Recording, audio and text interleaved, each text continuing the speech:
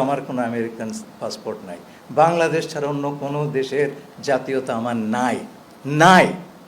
এখন আমাকে যদি বলা হয় যে আপনি জাস্ট বিকজ কেবলমাত্র আমি আমেরিকায় থেকেছি বলে যদি আমাকে বলা হয় আপনি বিদেশি নাগরিক, তাহলে তো কালকে তারেক রহমান সাহেবকে সেই কথা বলতে হয়। এটা তো আমি আবেদন করবো আপনার বুঝে শুনে কথা বলবেন। রাজধানীর তারেক রহমানকে নিয়ে জাতীয় নিরাপত্তা উপদেষ্টা ডক্টর খলিলুর রহমানের এমন বক্তব্যের প্রতিক্রিয়া জানিয়েছেন বিএনপির সিনিয়র যুগ্ম মহাসচিব রুহুল কবির রিজভী। ডক্টর খলিলুর রহমান বৃহস্পতিবার দুপুরে রাজধানীর নয়াপল্টনে সংবাদ সম্মেলন করে রিজভী আহমেদ বলেন, ডক্টর খলিলুর রহমানের বক্তব্যে দেশের মানুষ হতাশ ও ক্ষুব্ধ। গণ অভ্যুত্থানের রূপকার এই বিএনপি নেতা বলেন, জাতীয় নিরাপত্তা উপদেষ্টা ডক্টর খলিলুর রহমান তারেক রহমানকে নিয়ে যে বক্তব্য দিয়েছেন তাতে দেশের মানুষ হতাশ ও ক্ষুব্ধ। তিনি শরণার্থী আইনের আওতায় লন্ডনে রয়েছেন। নিরাপত্তার কারণেই তারেক রহমান দেশে ফিরতে পারেননি। এ সময় খলিলুর রহমানের পদত্যাগ ও বক্তব্য প্রত্যাহারের দাবিও জানান রিজভী আহমেদ। রাষ্ট্র নিয়ে পরীক্ষা নিরীক্ষা করার সুযোগ নেই। ডক্টর খলিলকে অবিলম্বে জাতীয় নিরাপত্তা উপদেষ্টার পদ থেকে সরিয়ে দিয়ে দেশে বিদেশে তার অবস্থান সম্পর্কে সম্পূর্ণ তথ্য দেশের জনগণের সামনে হাজির করতে হবে। জনাব তারেক রহমান তার জীবনের নিরাপত্তাহীনতার কারণে দেশে ফিরতে পারেননি।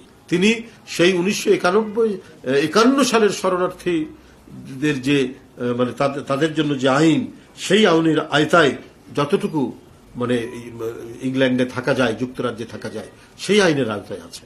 অথচ ডক্টর খলিলুর রহমান আদ্যপান্ত না জেনে উনি ঢালাও একটি মন্তব্য করে দিলেন।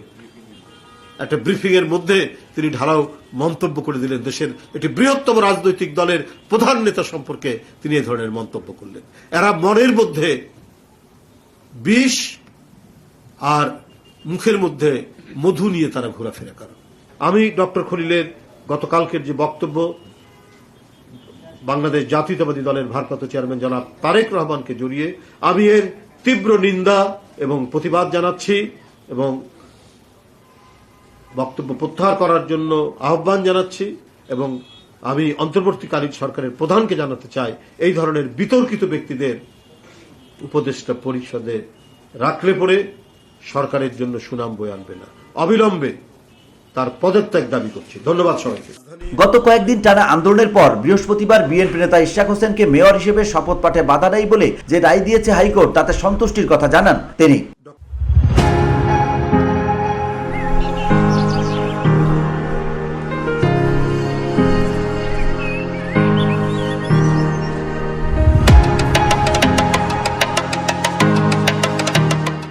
বিএনপির সিনিয়র যুগ্ম মহাসচিব বলেন, ইশাকের পক্ষে আদালতের রায়ে জনগণের প্রত্যাশার প্রতিফলন হয়েছে। আন্দোলনকারীরা তাদের কর্মসূচি, সেই কর্মসূচি অনুযায়ী তারা করতেই পারে। তারা তো কিছু দাবি নিয়ে কাজ করছে, তো অতএব তাদের সাথে আমাদের তো এটার মেলানোর কোনো ইয়ে নেই। আমি শুধু এইটুকু বলতে পারি, আদালতের এই আজকের যে রায় যেটা দিয়েছে, এটা জনগণের প্রত্যাশার প্রতিফলন হয়েছে। আর আন্দোলন নিয়ে আর কি ব্যাপার কি হতে পারে, এটা ওরা ওখানে ঘোষণা দেবে, যারা এই আন্দোলন নেতৃত্ব দিচ্ছেন, যারা আন্দোলন কার্যকর করছেন তারাই। মানবিক করিডোর প্রসঙ্গে রিজভী বলেন, করিডোর নিয়ে সরকারের এক একজন এক এক রকম বক্তব্য দিচ্ছে, তাতে মনে হচ্ছে সরকার পথ হারিয়ে ফেলেছে। এ সময় কিছু উপদেষ্টা নিরপেক্ষতার চেয়ে অন্য কোনো উদ্দেশ্য নিয়ে কাজ করছে বলেও মন্তব্য করেন তিনি। বিষয়টা তিনি উপস্থাপন করেছেন এবং তিনি convince. VOD Bangla news desk.